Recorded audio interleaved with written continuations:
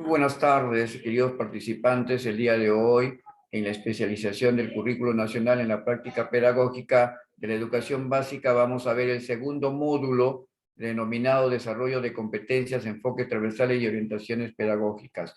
A nombre de CENVIA, muy buenas tardes. Muy bien, vamos a ver cada uno de estos aspectos que está considerando en este módulo.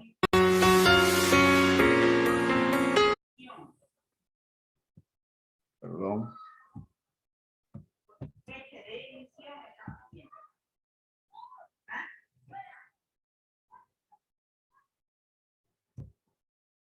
Bien, los elementos claves de la educación básica en el Currículo Nacional de Educación Básica, valga la redundancia, está formado por el perfil de egreso de los estudiantes, que son 11, están los elementos que forman de las claves, palabras clave que lo domina el Currículo Nacional, como la competencia, las capacidades, los estándares y los desempeños. Acompañado a eso vamos a desarrollar también los enfoques transversales y las denominadas orientaciones de aprendizaje que el currículo lo señala claramente.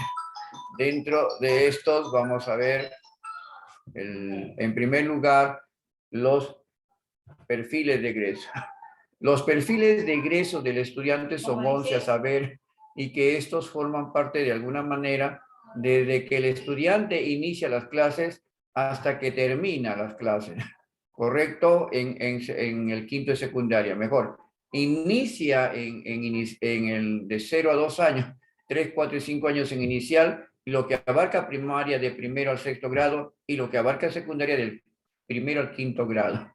Estos desempeños lo que buscan es que el estudiante salga fortalecido y cumpla eso y que esté listo y preparado para la carrera técnica superior o para la carrera profesional en alguna universidad privada o pública del país.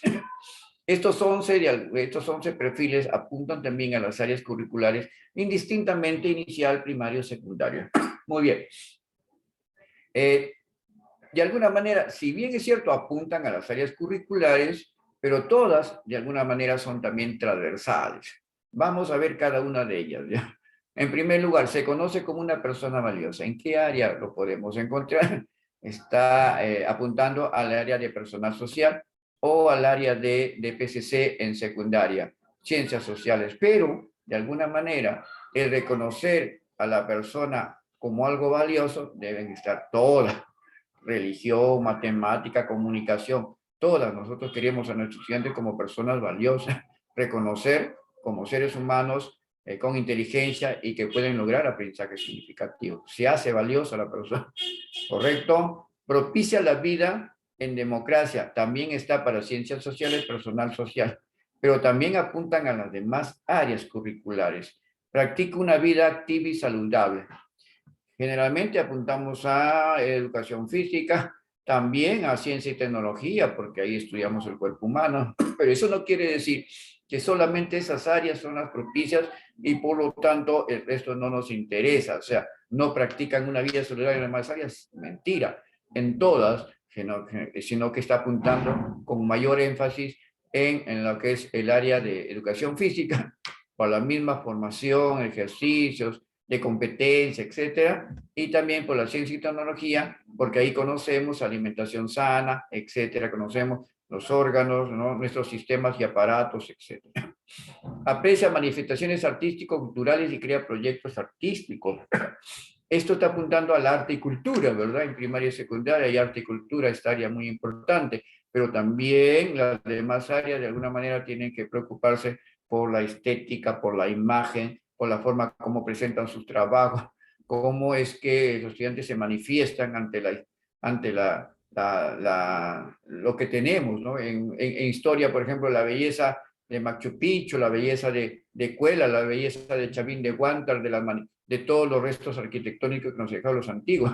Entonces, ahí también apreciamos, ¿no? No es que ahí despreciemos, al contrario, apreciamos esas manifestaciones y todas las otras manifestaciones culturales que el mundo nos ha dado, sobre todo primero en el Perú y luego hacia afuera. Se comunica en su lengua materna y en castellano como segunda lengua y en inglés, correcto. Está hablando de cómo nosotros nos comunicamos con los demás. La comunicación es parte fundamental desde que el hombre apareció en la Tierra, desde que comenzó a hablar, articular fonéticamente las primeras palabras. Entonces, de los bebés que nacen, entonces, ¿cómo se articula con el lenguaje, ¿no? Para poder comunicarse al resto. Y ahí están todas las áreas. Necesitamos que expongan mejor en ciencia y tecnología. Necesitamos mejor que resuelvan problemas en matemática, pero que nos digan cómo lo resolvieron. En el emprendimiento y educación para el trabajo queremos que los alumnos nos señalen cómo hicieron el proyecto, ¿no? De alguna forma, todas están articuladas y todas de una manera son transversales. Indaga y comprende el mundo natural y artificial. Está apuntando claramente a la ciencia y tecnología, pero no quiere decir que las demás áreas también tienen que investigar, indagar, ¿no? sobre los nuevos descubrimientos, los aportes de muchos matemáticos, de muchos físicos como Albert Einstein, Newton y otros. Entonces, no solamente está apuntando, repito una vez más, al área en sí, sino es transversal a las demás. Interpreta la realidad y toma decisiones con conocimientos matemáticos. Si bien está apuntando claramente a la matemática, pero la realidad y el entorno también nos enseña a tomar decisiones, ¿no? También la matemática se puede desarrollar en comunicación, la métrica de los poemas, la poesía, los versos, la rima, ¿correcto? Y también en ciencia y tecnología, en física sobre todo, ¿no? Se trabajan fórmulas del movimiento rectilíneo uniforme, etcétera, y son numerología. Entonces, ahí también, ¿no? Los versículos, alguien me preguntó, pero a ver, profesor, creo que quisieran tener un reto. Profesor, pero usted habla de la matemática, háblanos de religión, hay matemática, claramente. Inclusive las personas que conocen la Biblia y la leen, y lo vemos como cuando a veces nos visitan en las casas, diferentes formas de religión que hay, y nos señalan el artículo, el versículo 1, 2 y 3, conocen la matemática de alguna manera, en forma exagerada, decían, alguien me dijo, pero a ver, dígame un ejemplo de una ama de casa. La ama de casa tiene que conocer cuánto va a emplear, cuántos litros de agua va a emplear para hacer el arroz, cuántos kilos, medios kilos o cuartos de octavo de kilo para hacer, no sé, se me ocurre un dulce, un arroz con leche, ¿verdad? Ahí se utiliza la matemática, es transversal en la vida. La matemática es transversal en la línea del tiempo en personal social, ciencias sociales, es numerología, ¿sí o no? Entonces, por eso digo, no, que apunta a la matemática por la misma forma como está descrita el perfil, pero que apunta a las demás áreas. Gestiona proyectos de emprendimiento económico social. Si bien es cierto, está apuntando a educación para el trabajo en secundaria, pero las demás áreas también desarrollan proyectos de emprendimiento económico social en ciencia y tecnología, proyectos de feria y ciencia. Hay muchos proyectos ganadores, inclusive que han terminado como inventos, en donde se les ha dado la oportunidad para que pueda formar parte de los negocios, de los emprendimientos. Ahí está la importancia, entonces. Aprovecha responsablemente las TIC. Este perfil apunta a la competencia 30, perdón, 28, la competencia 28, perdón, y donde los recursos tecnológicos debemos utilizarlo, y es transversal porque todas las áreas, sin discriminar alguna de ellas, tienen que utilizar las TIC obligadamente, porque hay que evaluar eso, ¿no? Ahora, por ejemplo, lo hemos visto en la pandemia. En la pandemia se ha desnudado una realidad. Teníamos que aprovechar las TIC y si no nos quedamos en el ostracismo, esperando que termine la pandemia y tuviéramos 2 años perdidos. Si bien es cierto, no han sido 2 años valiosos como para decir que los estudiantes han logrado 100% lo que hacían en la etapa presencial, pero nos hemos dado cuenta que esta herramienta nos ha sido más útil, ¿sí o no? Para no quedarnos quietos. Si bien es cierto, en el año 2020 hubo problemas porque recién empezaba, en el 2021 se trabajó mejor. Hubieron problemas como en todo, pero las TIC sacaron adelante. Y hoy en día, la tecnología de información y comunicación, esas herramientas tecnológicas, como las que tengo acá, la lacto, como de repente ustedes están al otro lado con su lacto, su computadora, su PC o su tablet, o están de repente con su celular, estos dispositivos muy importantes, se han quedado en casa, se van a quedar. Y lo importante es que si antes por cualquier problema que había, inundación en la selva, de repente en la costa el fenómeno del niño, las clases se perdían y luego se recuperaban, hoy no. Hoy tenemos esta herramienta muy importante que la podemos hacer uso en esos momentos que ya no podemos asistir a clase por cualquier índole, como ha sido la pandemia. ¿Ve? Entonces una herramienta que ya se quede en casa, ya se quede en educación y qué bien que nos saque adelante. Muy bien. Desarrolla procesos autónomos de aprendizaje en forma permanente. Es la competencia 29. ¿Qué es lo que queremos lograr? Queremos alumnos cohibidos, alumnos que cuando le decimos que participen se quedan quietos y no nos dicen nada, o sea, y siempre se esconden detrás de sus compañeros porque tienen temor a participar, a hablar frente al público, frente a sus compañeros.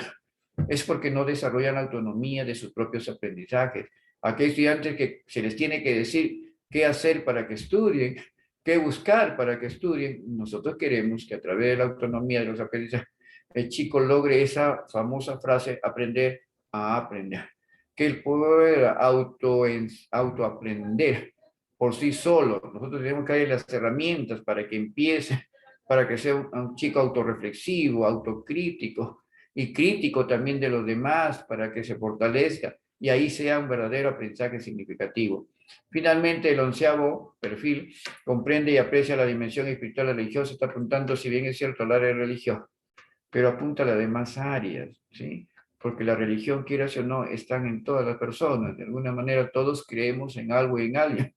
Entonces, todas las áreas confluyen en la religión también, ¿eh? No necesariamente el área apunta a eso y solamente ahí se debe quedar. Todas las áreas son de alguna manera recurrentes y forman parte del perfil de egresa.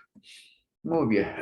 Ahora pasamos a las definiciones claves y tenemos la competencia, la capacidad de los estándares de desempeño. Lo vamos a ver propiamente cada una de ellas, cada una de estas palabras clave, definiciones clave en la siguiente diapositiva.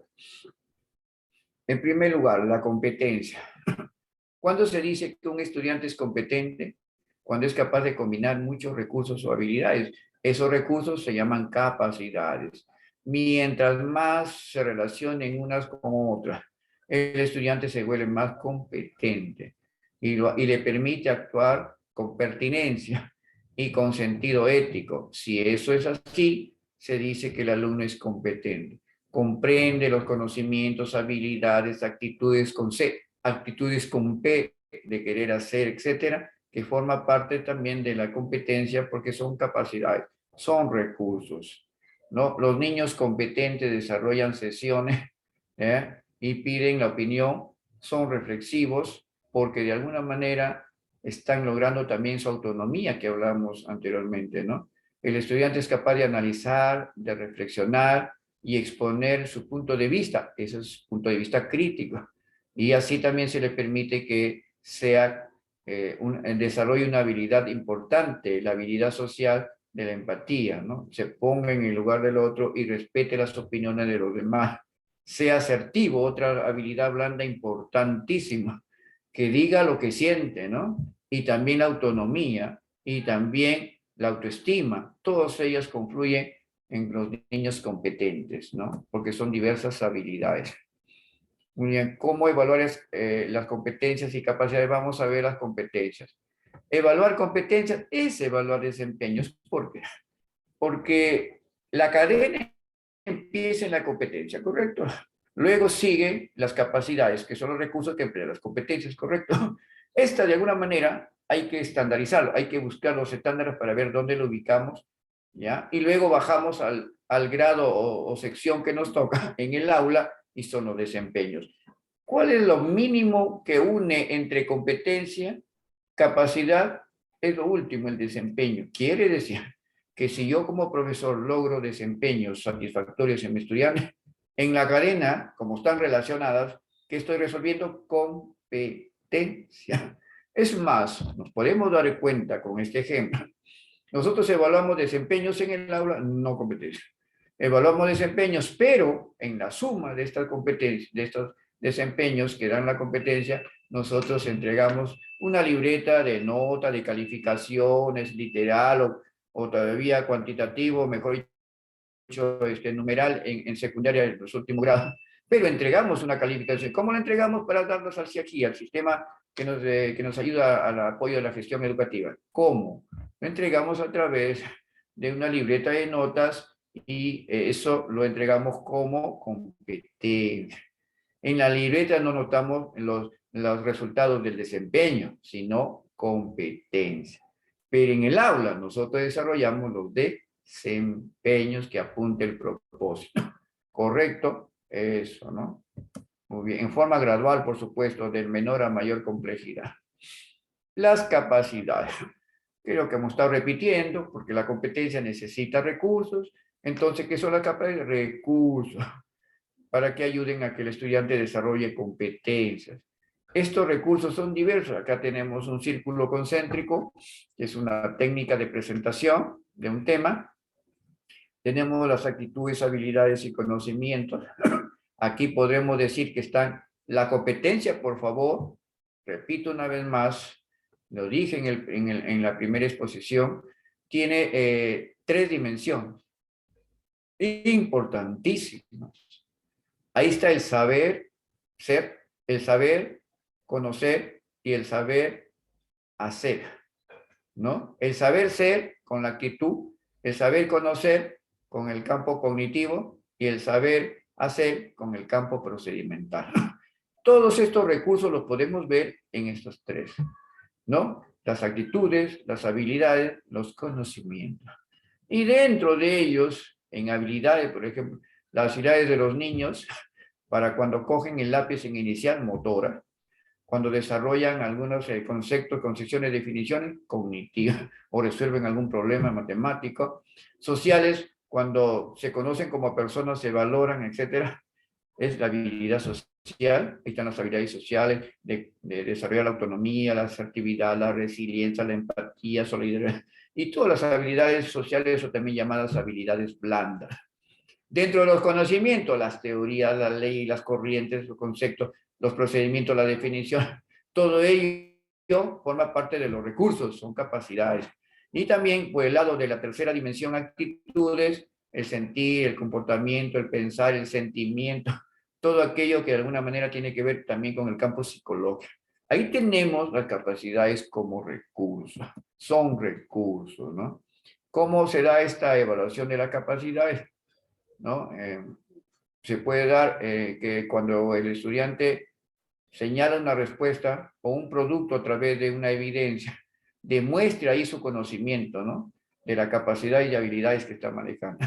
Por ejemplo, si va a ser un recetario, decía en una exposición, si va a ser un recetario, ¿no? Y de la asesina con tacacho, por ejemplo, me demuestre, ¿no? Esa habilidad para desarrollar, ¿no? El tríptico o díptico, ¿no? Y cómo elabora con los ingredientes, ¿no? Cómo formula y elabora el plato típico, porque se va a exponer, maneja eso, puede combinar esas habilidades. Luego en el desempeño lo voy a tener que observar, ¿correcto? Pero de eso se trata, ¿no? Cómo el producto es entregado, cómo maneja ese producto, esa evidencia el estudiante. En cuanto a los estándares son descripciones generales, es mucho más amplio, son más complejos que los desempeños, ¿no? Aquí se define en el nivel en que puede alcanzar un estudiante de acuerdo al grado que lleva. Generalmente, del tercer al sexto, al quinto nivel, tenemos, o ciclos, tenemos por si acaso 2 grados por cada uno, ¿no? O sea, cada estándar de aprendizaje reúne dos, inclusive en el sexto ciclo, 3 grados, que es en secundaria. Y en los niveles de inicial, el nivel 1 de 0 a 2 años y el nivel 2 va de 3, 4, 5 años, 3 en 1. Generalmente está. El estándar que ahí está, colegas, lo que quiere medir, que me está diciendo que yo tengo que observar bien, coger bien, ¿no? Alimentarme de ese estándar, y si está en un ciclo, por ejemplo, el ciclo 3, tercer ciclo, que es el primer y segundo grado de primaria, ¿no? Y si soy profesor de ese primer grado de primaria y el ciclo o nivel viene de 2 grados, yo tengo que ver lo que corresponde al primer grado, porque están los dos juntos.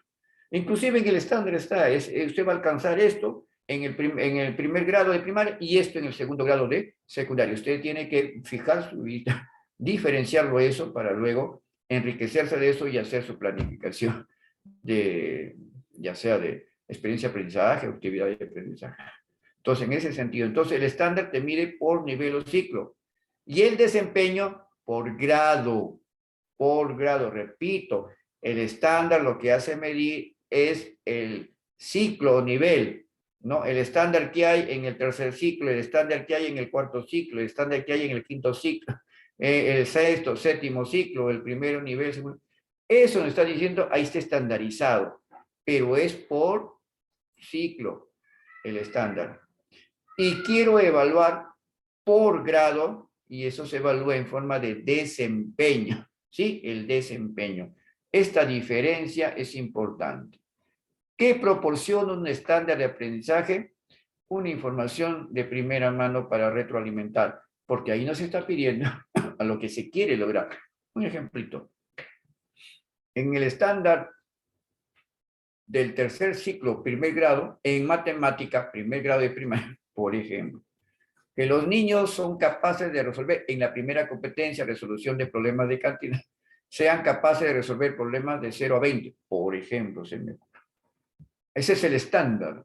Entonces, a mí me va a permitir que si el estudiante no logra eso, me va a permitir retroalimentar, porque no está logrando el estándar que me sugiere, no me sugiere, sino que me señala claramente el ciclo, el estándar.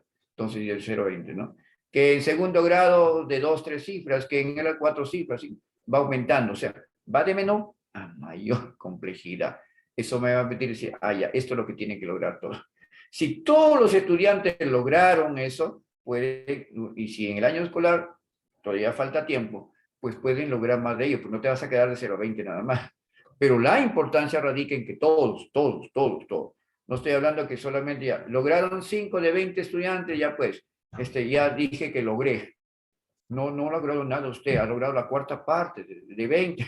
No ha logrado usted con 5 estudiantes. La cuestión es que todos logren ese estándar. Ayuda también a adecuar la enseñanza a los requerimientos, necesidades de aprendizaje que necesito para lograr que los chicos desarrollen de 0 a 20 operaciones, ¿no? Forma parte de un referente para articular la formación, ¿no?, del profesor y la elaboración de materiales educativos a los niveles de desarrollo de la competencia que exige el currículo. O sea, yo tengo que esmerarme por desarrollar estrategias técnicas diversas para que el estudiante logre el estándar, ¿no? Porque mi meta es lograr el estándar. Y en el ciclo, pero a nivel de grado, los desempeños, que es esto que está acá. Los desempeños no son descripciones complejas, descripciones muy, digamos, generales. Como que no, acá es más específica. Son observables. Lo que el estudiante hace es, si el recetario que les ponía como ejemplo, quisiera ver, si el estudiante, por ejemplo, escribió bien los ingredientes, si en la elaboración del díctico como producto de evidencia que me va a mostrar, por ejemplo, por una feria gastronómica, que he programado se me ocurre, para un aniversario de mi colegio o del colegio, ustedes quieren ver ese díctico cómo lo ha elaborado. Le ha elaborado bien el recetario, también los ingredientes, la elaboración, la formulación del plato típico, muy bien. Y ahí hay algunos ejemplitos que ustedes, mantener el aula limpio, que me está demostrando que el estudiante está conservando su aula, ¿no? Consume alimentos saludables, cómo lo hace en el kiosco, cómo lo hace cuando llevan, hoy no hay kiosco, pero ya dijeron que el aforo ya permite eso, ¿no? Ya practica la norma de convivencia, cómo se comporta, cumple, se pierde algo, el estudiante se le cayó a un su compañero, lo ayuda, se solidariza con los demás, mantiene también el aula limpia, que es una norma, forma parte de la norma de convivencia. Todo eso lo observo, la observación sistemática, no simple, sistemática, siempre ahí me va a permitir señalar si se logró o no los desempeños. Entonces, la evaluación del desempeño requiere de algo muy importante, observación. ¿Cómo se puede observar en forma sistemática? A través de una rúbrica o a través de algo simple como es una lista de cotejo. Esa sería el instrumento para medir el producto de evidencia, que me va a permitir a mí señalar si el estudiante logró o no el desempeño. Ahora veamos un video del resumen de estas palabras claves que hemos señalado.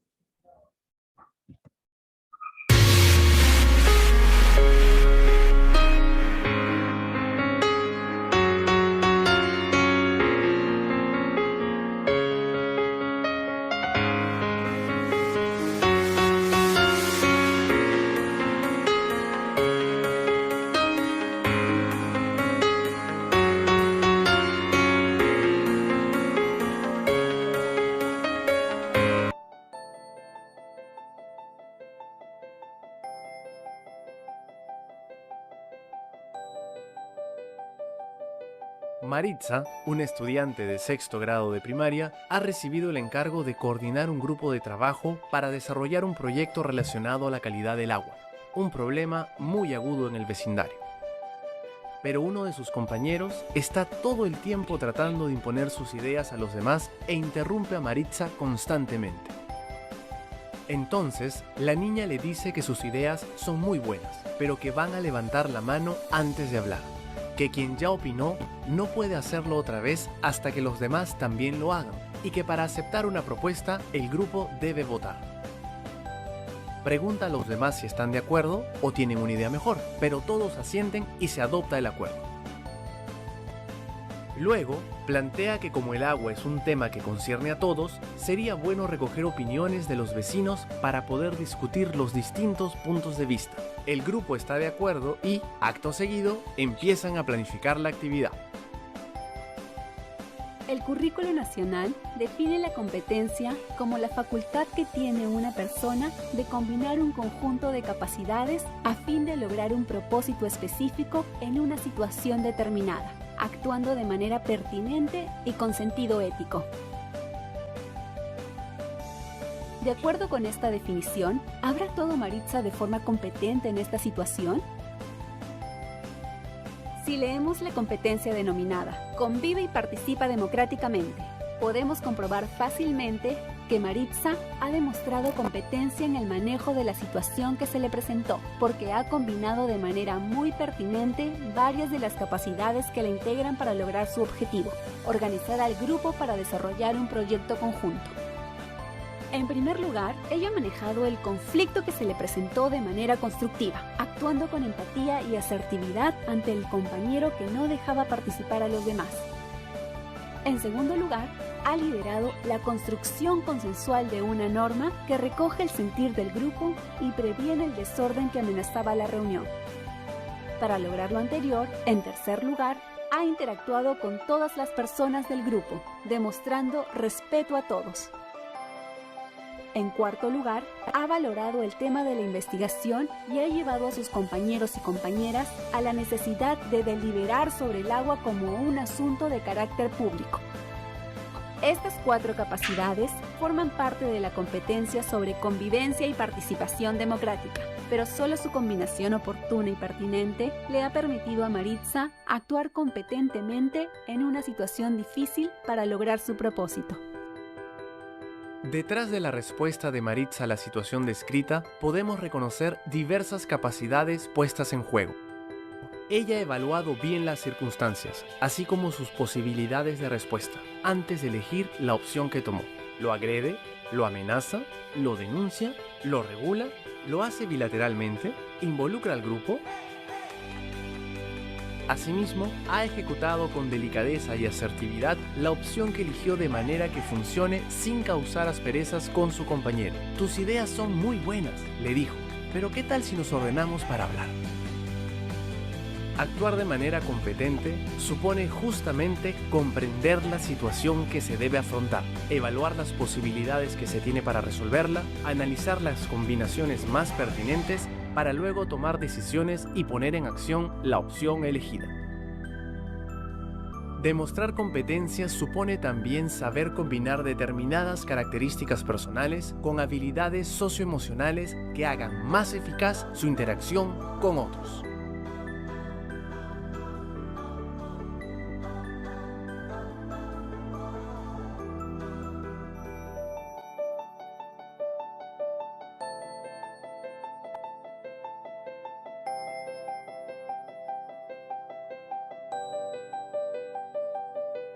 Si pudiéramos describir de manera precisa el nivel de desarrollo de la competencia demostrado por Maritza, podríamos decir, por ejemplo, que ella sabe convivir y participar democráticamente cuando se relaciona con los demás, respetando las diferencias y derechos de cada uno, y cumpliendo a la vez sus propias responsabilidades. Podríamos decir también que sabe construir y evaluar normas de convivencia tomando en cuenta sus derechos, tanto como manejar conflictos utilizando el diálogo y la mediación en base a criterios de igualdad o equidad.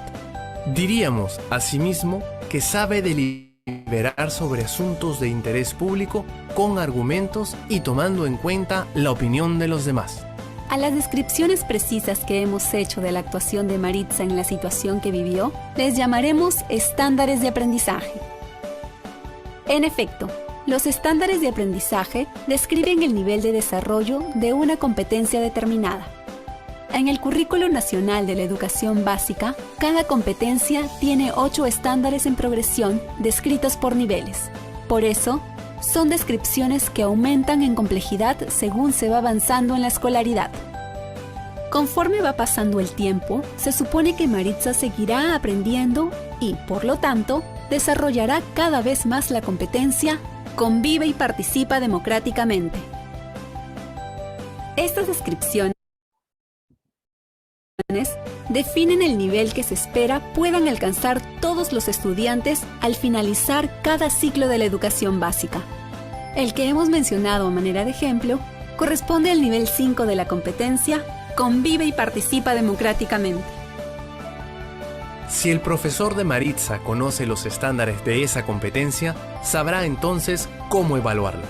Le propondrá retos diversos en distintos momentos del año y el ciclo para poner a prueba su competencia y determinar en qué nivel se encuentra. Los estándares tienen entonces por función ser los referentes para la evaluación de los aprendizajes a nivel de aula y también para las evaluaciones nacionales. Permiten al docente conocer no solo si el estudiante ha logrado el nivel esperado, sino cuán cercano está de lograrlo, con el propósito de plantear las actividades y estrategias que le permitan avanzar en el desarrollo de sus competencias.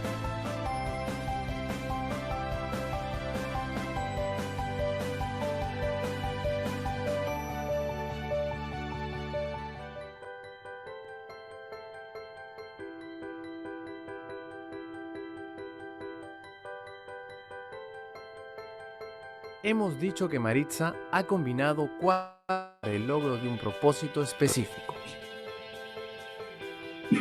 Una de ellas es la de interactuar con todas las personas. Otra, la de construir normas y asumir acuerdos. Otra, la de manejar conflictos de manera constructiva. Y una más, la de deliberar sobre asuntos públicos. En efecto, las capacidades son recursos para actuar de manera competente.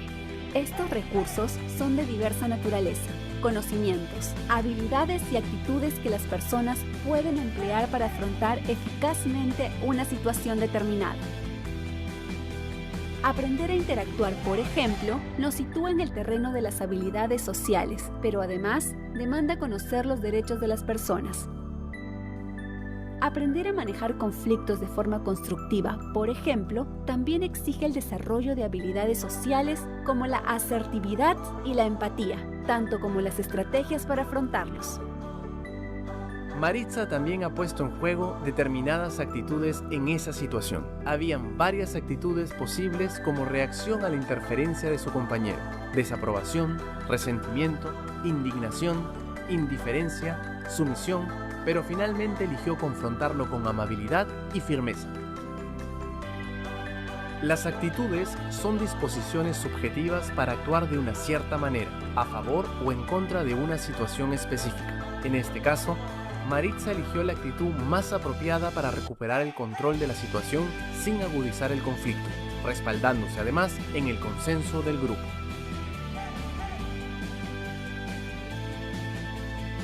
Bien, queridos colegas, ahí hemos tenido la exposición del video, que podríamos contribuir señalando de que la importancia que tienen las competencias, los desempeños, las capacidades, los estándares, ¿no? Y cómo en el ejemplo la niña logra capear la situación de los compañeros que en primera instancia elevaban la voz en torno airado, ¿no? Ella domina eso, entonces hay bastante asertividad, señala lo que piensa, a pesar que por su cabeza seguro han pasado un conjunto de acciones para callar a estos compañeros, pero ella toma el mejor rumbo, como señala al final, ¿no? Eso lo hace ser competente, ¿no? Y recuerden que, vuelvo a repetir, las 3 dimensiones que tiene la competencia. De repente nosotros estamos evaluando solamente una de las dimensiones. Recuerden que son 3 dimensiones. Si nosotros, por ejemplo, evaluamos en matemática operaciones o resolvemos un problema, ya sea en cualquiera de las 4 competencias, gráfico, un plano o ejercicios o operaciones algebraicas, o de repente problemas de adición, de sustracción, dependiendo del nivel primario o secundario. Si estamos solamente llegando a eso, estaremos haciendo que solamente cumpla uno, de repente, de las dimensiones, que es el cognitivo, ¿no?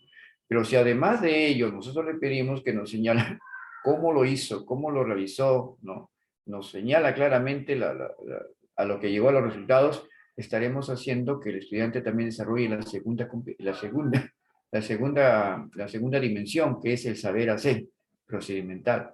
Y si además lo hace, como en el caso del ejemplo, ¿ya? Lo hace con una actitud responsable, demuestra ser asertivo en la respuesta que da del ejercicio planteado en matemática, estará la tercera, que es la actitudinal, que es la tercera dimensión.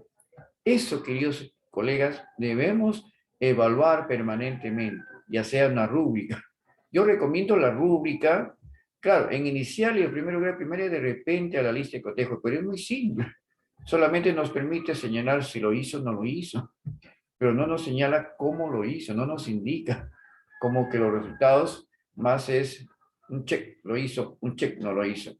Pero si lo hizo necesariamente y lo hizo mal, usted no le va a permitir colocar no, si lo hizo, ¿no? Lo hizo, pero mal, deficiente, faltaba.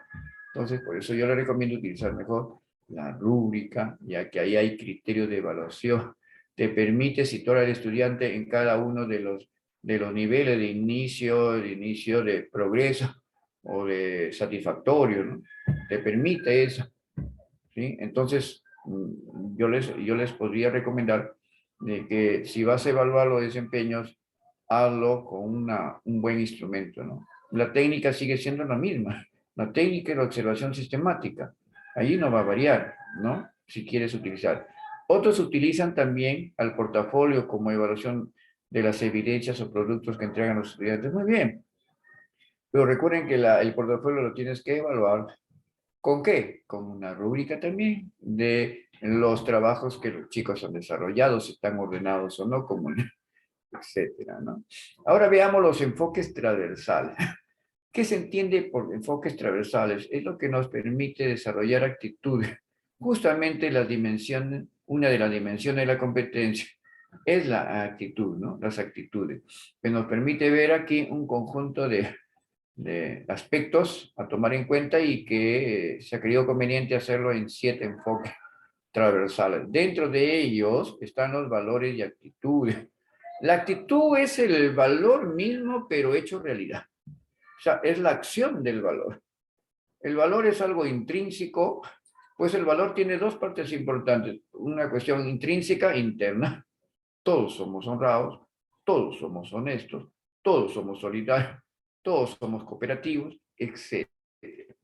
Pero cuando eso lo llevamos a la realidad, ya un hecho, algo procedimental, se le cayó la caja de plumones a una compañerita y la compañera coge y le dice, profesor, se le ha caído a mi compañera, acá está, en el recreo, qué sé yo. Está demostrando que la honradez a través de una actitud, que es la de entregar la caja de plumones. Esa parte segunda es del valor como parte extrínseca, aquello que se ve, la actitud es lo que se ve, el valor interno, intrínseco está dentro. Yo puedo decir, soy honrado, soy honesto, pero ¿y cómo yo evalúo al quien dice que es honesto y honrado si no lo veo cumplir ninguna de esas acciones, ¿no? Tendría que verlo, demostrar que es honrado, demostrar que es honesto, demostrar que es solidario, demostrar que es empático. Para eso es necesario dar a luz, como diría, darse a conocer esa actitud interna, la actitud externa, en la cual puedo yo visionar, ver, ¿no? Si en verdad es honrado, es honesto, etc. Muy bien, hay un conjunto de actitudes y valores dentro de ellas. El enfoque de derechos busca que, en este caso, los estudiantes tengan conciencia de aquellos derechos que les corresponden.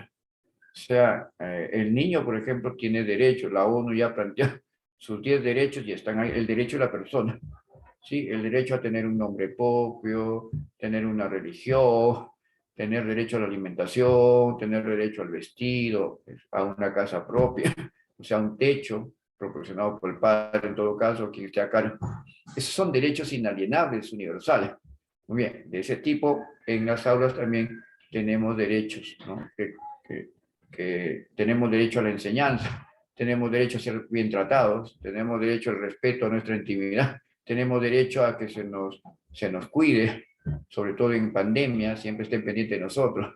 Entonces, esos derechos le pertenecen al estudiante, ¿no?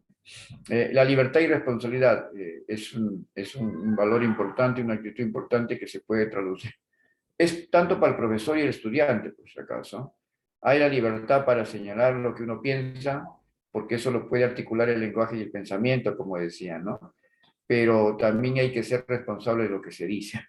Si tú eres libre para opinar, pero también serás responsable de tus propias palabras, ¿no? De tus propias palabras. Ojo, que tus palabras no te condenen.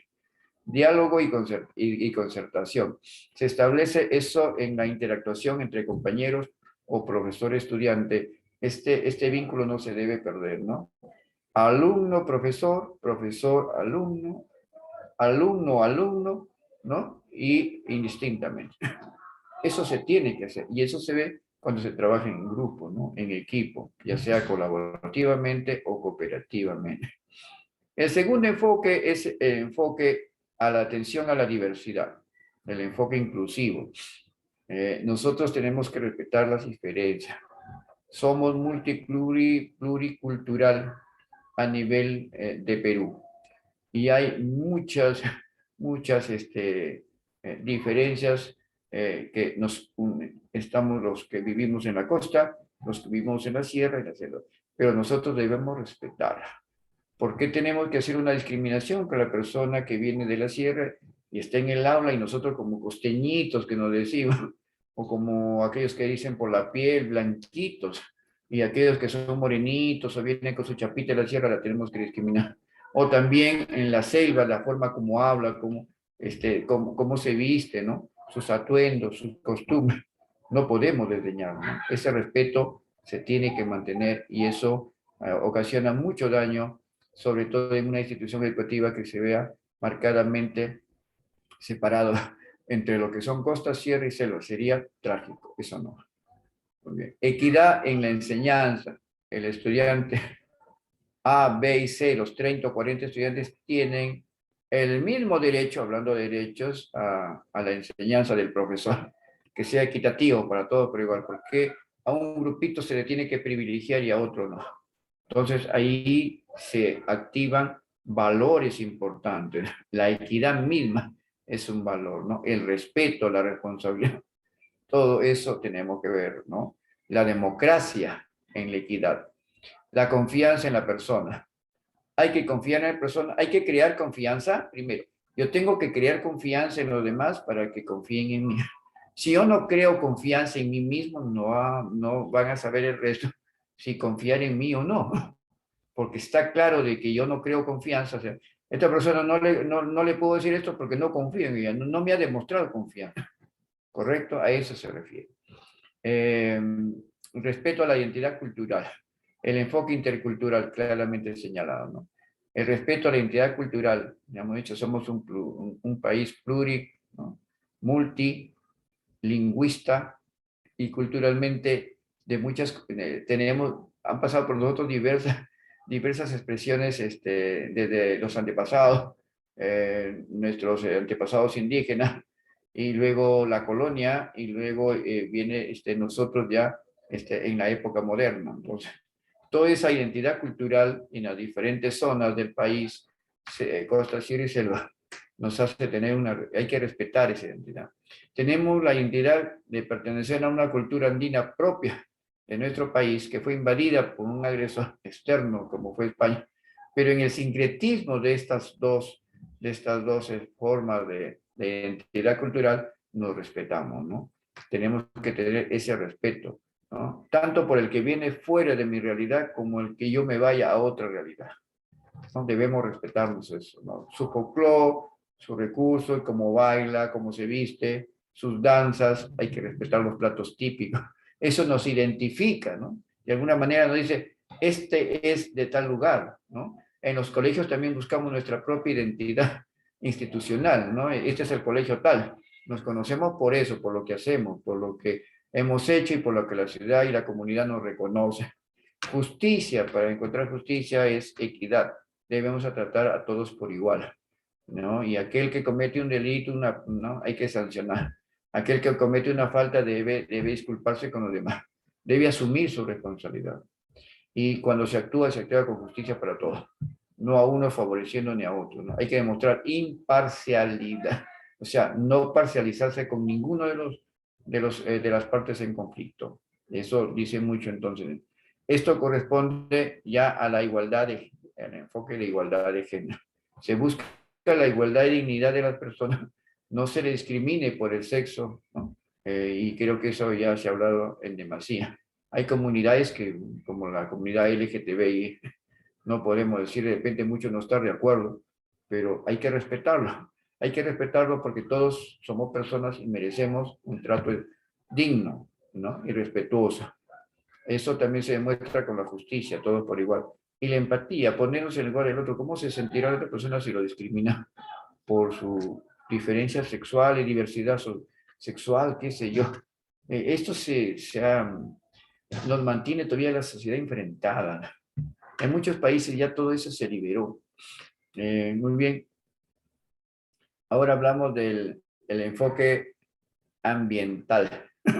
El enfoque ambiental, la solidaridad planetaria que habla Edgar Morin y la equidad intergeneracional. Recuerden que nosotros vivimos en un planeta en el cual convivimos seres humanos, seres vivos, plantas y animales, y el ser humano, que es la gran diferencia con el resto de seres vivos. Entonces debemos tener solidaridad con nuestro planeta, respetar el planeta donde estamos. Y sobre todo, actuar con justicia y solidaridad con el medio ambiente, ¿no? Lo que ha pasado con el derrame de petróleo en Repsol, en Lima, y que ha contaminado las playas. El respeto a la forma de vida. Tenemos que respetar a las mascotas. Si no lo vas a alimentar, no tengas mascotas, no tengas un gatito, un perrito, o lo que fuere, si no le vas a alimentar o lo vas a abandonar, ¿correcto? Esa es una forma de abuso también contra esta especie viva, en este caso los animales, ¿no? En cuanto al enfoque de la orientación al bien común, se busca que vivamos en comunidad, vivamos en paz, ¿no? Para eso es necesario cultivar la igualdad, la justicia y la equidad, ¿no? La solidaridad, ser solidario con aquel que lo requiere, ¿no? En esta pandemia, por ejemplo, se ha demostrado mucha solidaridad, ¿no? Las personas que ayudaban a otros, las ollas comunes, donde prácticamente no había empleo, no había trabajo, habían salido todos, se había estado confinados, en la cual se perdieron muchos empleos, muchos trabajos pues, para alimentar a sus hijos. Las personas que ya eran pobres se volvieron más pobres encima, no tenían para comer. Acá hay que demostrar la solidaridad. Lo que tú puedas aportar después claro, ver tus necesidades primarias, puedes apoyar a los demás. No te muestres como que contigo no va la cosa, ¿no? En algún momento vas a necesitar a esas personas. Todos vivimos en comunidad. Comunidad viene de común. Todos vivimos en comunidad, somos comunes unos de otros. Somos personas, somos seres pensantes, seres humanos. Hay que reclamar eso y la empatía, ¿no? Si tú no... la empatía va con la solidaridad y también va con la tolerancia. Si no eres empático, no eres solidario. Porque empatía significa colocarse en el lugar del otro, sentir lo que otro siente con lo que tú haces. Entonces, si yo no siento eso, entonces no voy a ayudar a nadie. Entonces, solidaridad y empatía van a... Y también la tolerancia se apunta por ahí, ¿no? Aquel que es tolerante, que lo puede soportar al resto. Pero recuerden que la tolerancia también tiene un límite, ¿no? No hay que llegar a la intolerancia, ¿no? Ya te soporto hoy, te perdoné hoy, viniste tarde, entraste tarde a clase, todos los días, ya se rompe con eso, no hay que abusar. Y por último, el enfoque de la búsqueda de la excelencia. Creo que es transversal a todos los demás enfoques. Todos de alguna manera buscamos la competitividad, ¿no? La apertura a tener de repente un mejor desarrollo en la vida, tu proyecto de vida, tu negocio propio, desarrollar tu economía ya como familia, y para eso estás estudiando, te vas a formar profesionalmente, y eso es lo que buscamos, ¿no? La superación personal. O sea, debemos aperturarnos a los demás, o sea, yo quiero ser diferente a lo que fue mi familia. Hay mucha gente que piensa así, ¿no? Mi abuelo fue pobre, mi papá fue pobre, por lo que queda, yo también seré pobre. Igual, no busco mi desarrollo, ¿no? Esa se llama superación. Tener aspiración. Aspiraciones a ser mejores que lo que fueron nuestros padres, ¿no? Nosotros superamos a nuestros padres y nuestros hijos nos superen a nosotros. Ahora la última parte ya para concluir el tema de hoy día es orientaciones para el proceso de enseñanza y aprendizaje. Vamos a ver esto con el resumen de cada uno de ellos, ¿no? Señala el Currículo Nacional de Educación Básica que debemos partir de situaciones significativas, o sea, de un problema, ¿no? Pero no necesariamente un problema siempre así, general. Por ejemplo, les cuento de mi experiencia de mi institución. Está en aniversario en este mes de mayo y hemos tomado la experiencia de aprendizaje, justamente aniversario institucional.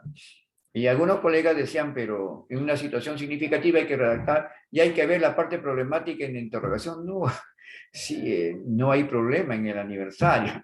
No es una... Recuerden que la situación problemática puede ser de un problema que exista, ¿no? El clima, el medio ambiente, la higiene, la pandemia, un conjunto de cosas, de repente hay problemas de medioambiental, ecológico, hay mucha suciedad, antihigiene, enfermedad de los chicos. Muy bien, esos son problemas, ahí sí hay que preguntarse qué hacer. Pero un aniversario, no.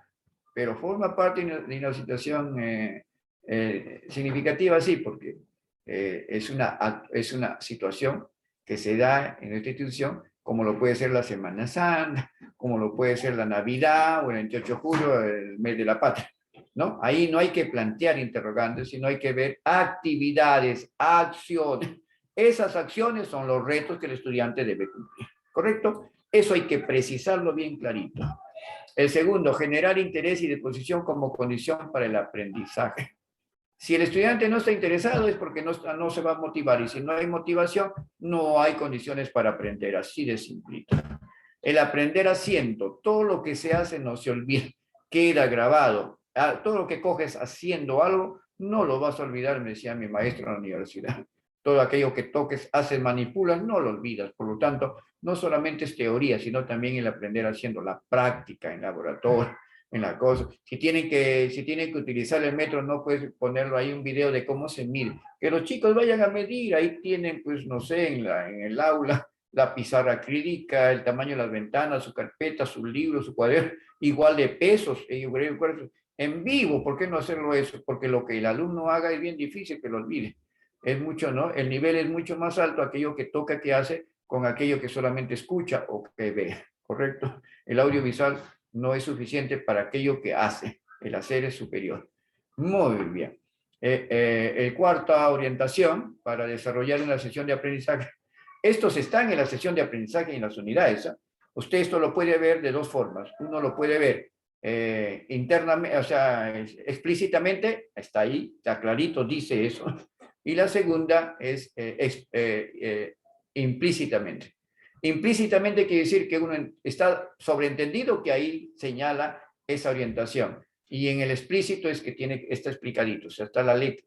Entonces, esas dos formas se sustentan en una actividad o sesión de aprendizaje o una unidad. Ahí debe estar, unidad de aprendizaje o proyecto de aprendizaje, que es forma de unidad didáctica. Construir el nuevo, partir de los saberes previos. Partir de los saberes previos, eso está explícito inclusive, ¿no? Usted cuando hace los procesos pedagógicos, una secuencia didáctica de los momentos, inicio, desarrollo y cierre, coloca usted la motivación, problematización, y luego entra preguntas, ¿no? Inclusive dice recuperación de saberes previos, ¿y no? Prácticamente ahí está. Pero si solamente plantea interrogantes, también ahí está. Estas preguntas buscan saber cuánto sabe el estudiante. Ya, a partir de los saberes previos. Puede ser explícito o puede ser implícito, o sea, puede estar escrito. Usted coloca en su sesión o actividad haré la recuperación, ¿no? O señalaré interrogantes para recuperar los saberes previos de los estudiantes. Haré estas preguntas, se lo coloca, inclusive escrito en el texto. Si está escrito, es explícito, explicado, pero si usted lo señala con interrogantes, imagínate, plantearé preguntas, no está diciendo no, ahí no dice claramente qué saberes previos, pero las preguntas que usted lea, no, esto es recuperación de saberes previos, en forma implícita, se supone que esa es, no está escrita, pero mediante las interrogantes está planteando eso, que es lo mismo. ¿Correcto? Muy bien, construir el nuevo conocimiento.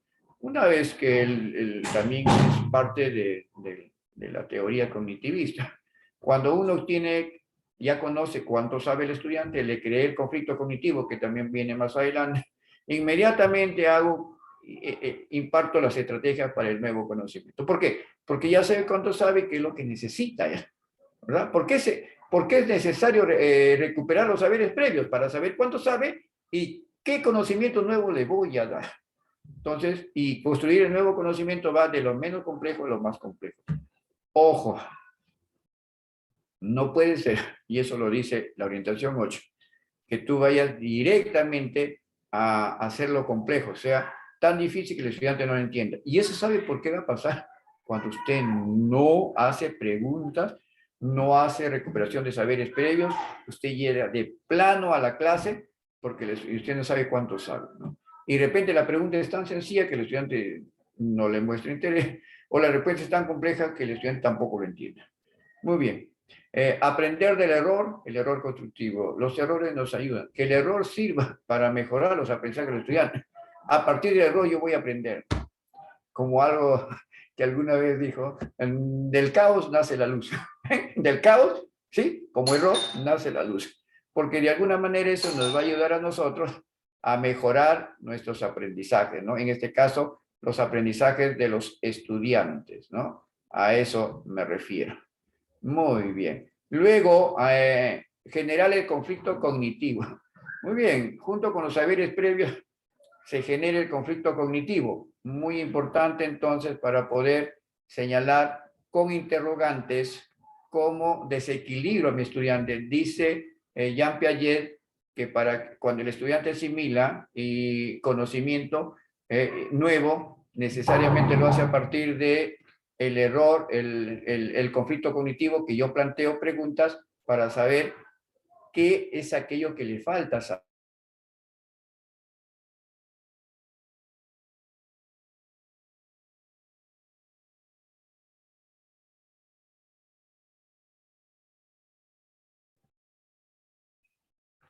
Pues bien, para generar el conflicto cognitivo es en base a lo que los estudiantes saben, o sea, sus saberes previos.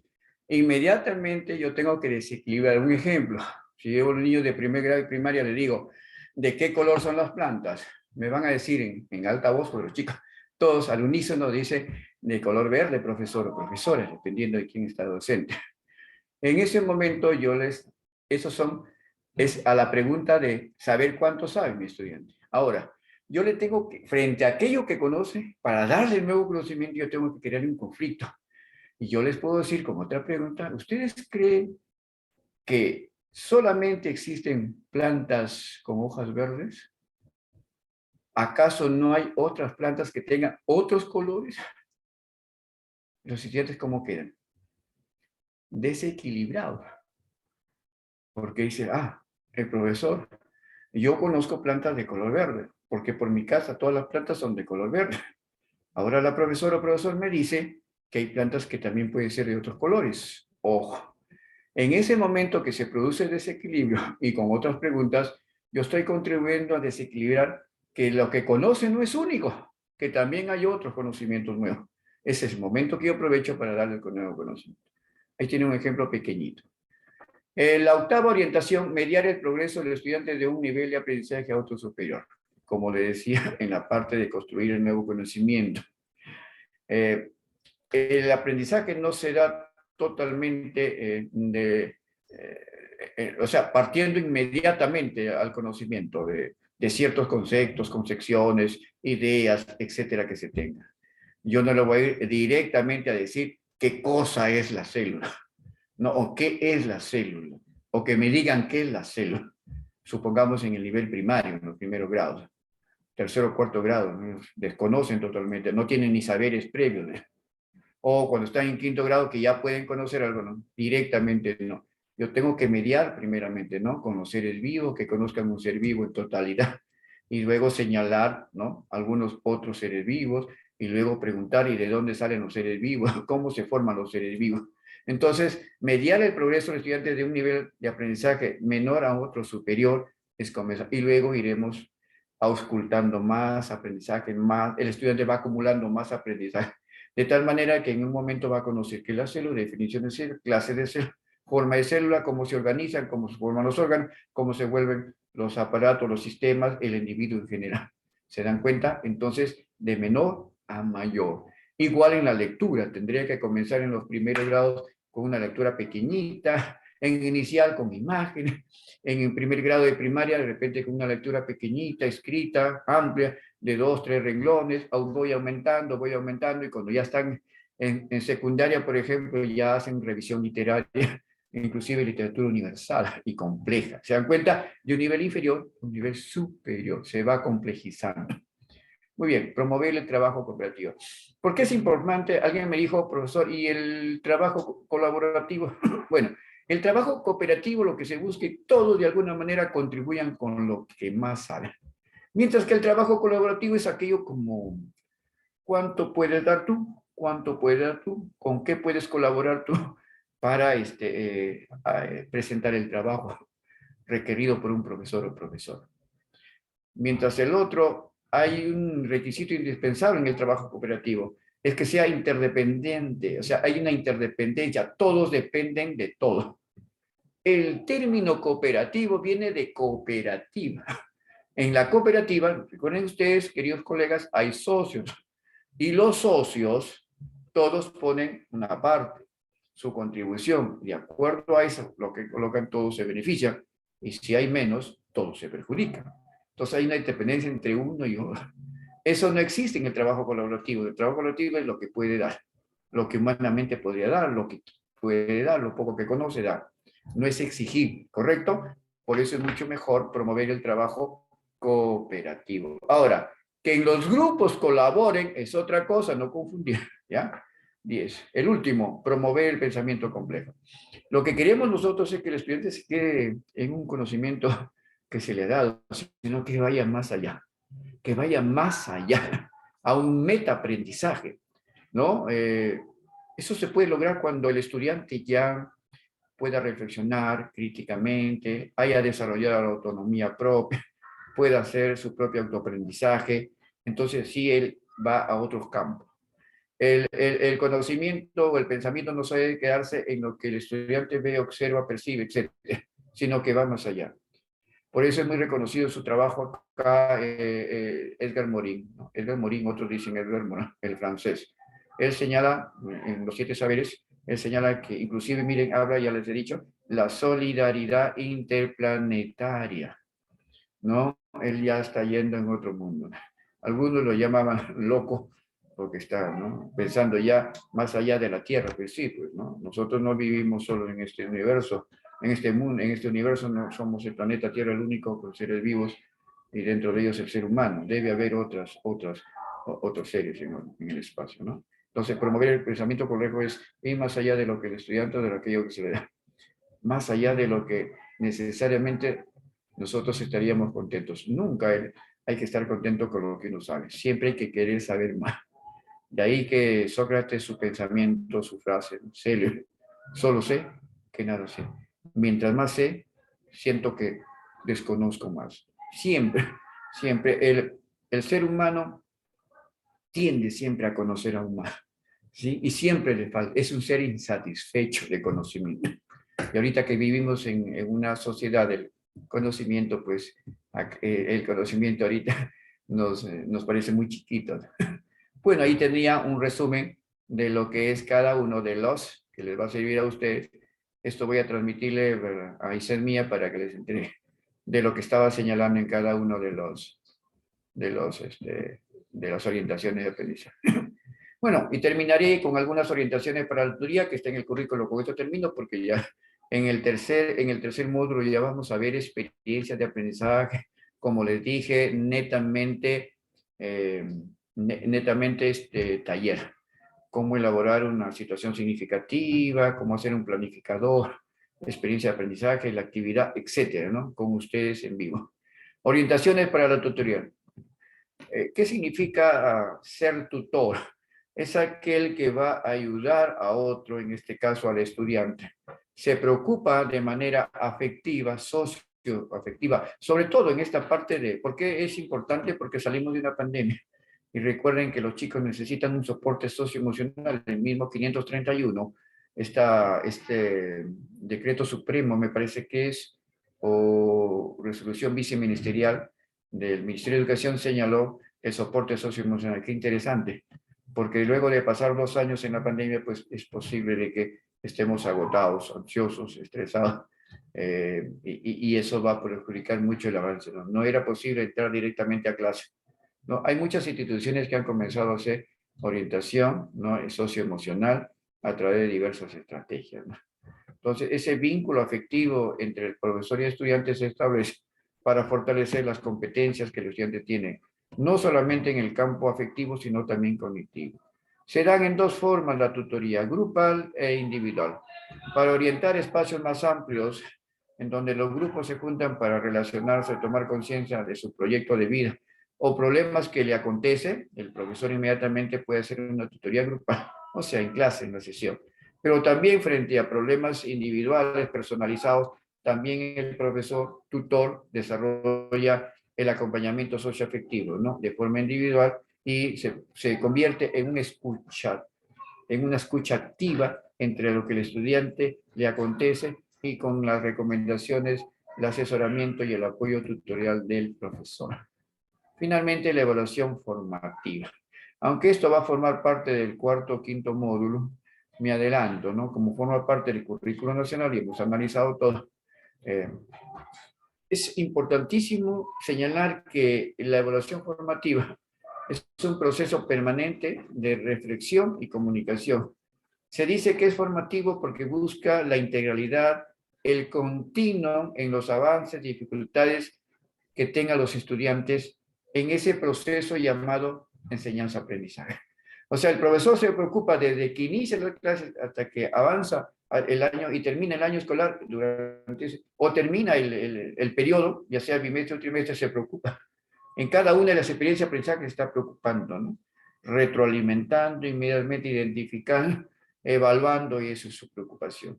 Busca entonces la formación del estudiante. No es sumativa, que va a terminar en sumativa, por supuesto, porque al final y al cabo, el estudiante se va a saber si pasó o no pasó de grado al siguiente, ¿no? Y eso es necesario para el sistema llamado CIAGI. Nosotros ahí no vamos a informar, no. Simplemente la evaluación formativa va en ese proceso constante de observación y supervisión permanente, monitoreo durante las clases que el profesor debe tener como pedagogo que es con sus estudiantes, ¿no? ¿Qué orientaciones señala el currículo nacional en la evaluación formativa? Comprender la competencia, analizar el estándar de aprendizaje, señalar la situación significativa que se va a trabajar, utilizar los criterios de evaluación como instrumentos que yo recomiendo que sean rúbricas, bueno, y para el nivel inicial y primero de primaria, lista de cotejo, también portafolio es muy importante, y luego comunicar a los estudiantes para valorar el desempeño y retroalimentar permanentemente. Si esto se hace, es una evaluación formativa real, ¿no? Y bueno, hay una diferencia entre las ideas fuerza de aula y a nivel nacional, evaluación nacional. Evalúa toda la competencia, evalúa algunos desempeños, hace el seguimiento en el aula, reporta resultados al sistema de CIAGIE, información a nivel de aula, los resultados que obtenga después de las sesiones de aprendizaje de un periodo, panorama conjunto del sistema, cómo está el sistema educativo nacional, cuántos han avanzado, cuántos están en inicio. Eso se da pues en las evaluaciones censales anuales, ¿no? Ya se ha perdido, no sé si este año se va a realizar, han dicho que sí. Diversidad de técnicas que se utilizan, la técnica de la observación sistemática, la observación simple, ¿no? Y los instrumentos que se estandarizan. Generalmente está la lista de cotejo y la rúbrica. Muy bien, ahí tienen, general, toda la exposición. Yo estoy muy agradecido a nombre de Isel Mía. Voy a dejar de impartir y si no hay ninguna apreciación, estamos concluyendo, ¿sí? Estamos concluyendo con la clase el día de hoy, esperando que nos hayamos visto fortalecidos, ¿no? Con lo que se ha realizado el día. A nombre y mía, una vez más, mi agradecimiento a todos ustedes, esperándolos en la próxima reunión que tengamos del tercer módulo, que me parece que es las experiencias de aprendizaje, ¿no? Y eso va a ser un taller totalmente con ustedes en forma presencial. Muchísimas gracias, feliz sábado que aún falta y feliz día domingo el día de mañana.